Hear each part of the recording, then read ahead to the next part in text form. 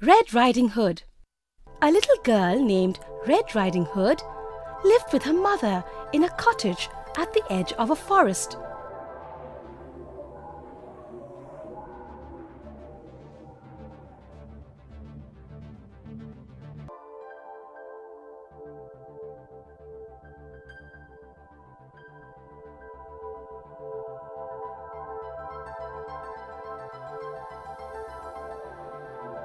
Her father was a woodcutter. She always wore a red hooded coat that her grandma made for her. That is why she was called Red Riding Hood. Her grandmother lived alone in a rose-covered cottage at the other edge of the forest. Red Riding Hood loved her grandmother very much and liked to visit her as often as possible. One day her mother said to her, "Why don't you go to your grandmother's house for tea today? She has not been well. I have baked a cake and prepared some fruit juice for her." She put the food in a basket and gave it to Red Riding Hood. She told her not to stray away from the path which led to her grandmother's cottage. She also instructed her not to stop to talk to anyone on the way, especially strangers. Red Riding Hood nodded her head and promised her mother that she would go straight to her grandmother's cottage. Then her mother waved goodbye to her. The little girl merrily went on her way.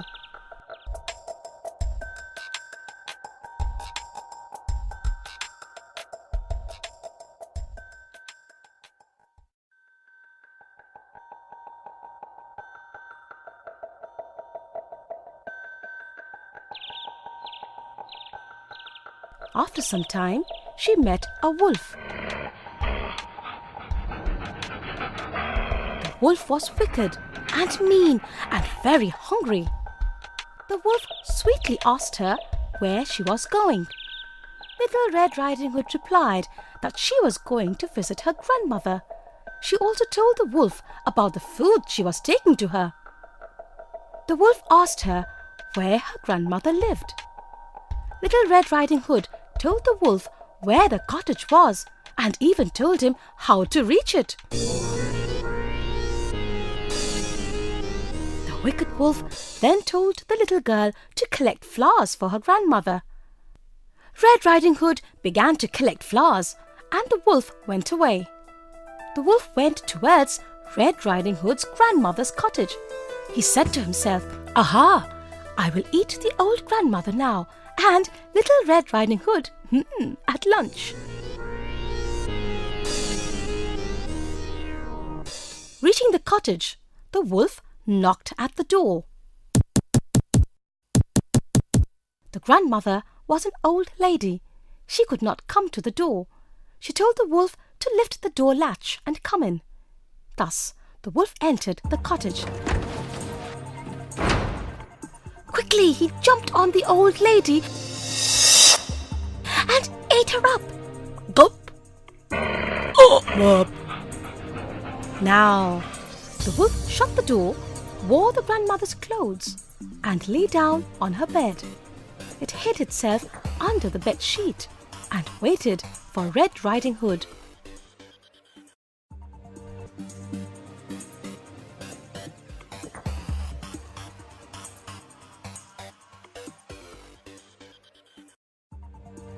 After a while, Red Riding Hood knocked at the door.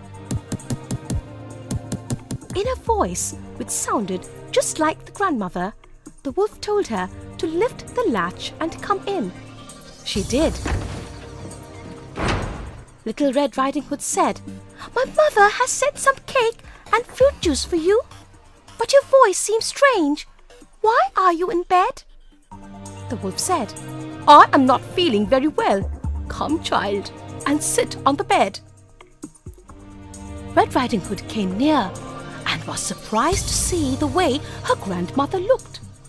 She said, "Oh, grandmother, what big eyes you have!" The wolf replied, "It is so that I can see you better." Red Riding Hood then said, What big ears you have!" The wolf replied, It is so that I can hear you better, Red Riding Hood said. What big teeth you have!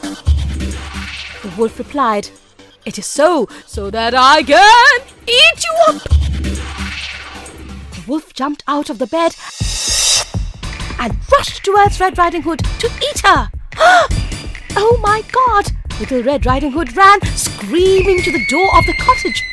As soon as the wolf got her red dress, the cottage door opened and her father came rushing in.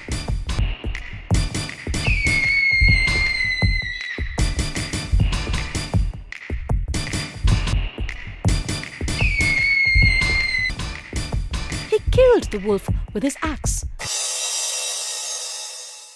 Then he held Red Riding Hood in his arms. She told him, Oh, father, I think the wolf has eaten up dear grandmother. Her father quickly cut the wolf open with a knife and found the old lady inside the wolf's body. As the wolf was greedy, he had just swallowed the grandmother. He had not chewed her.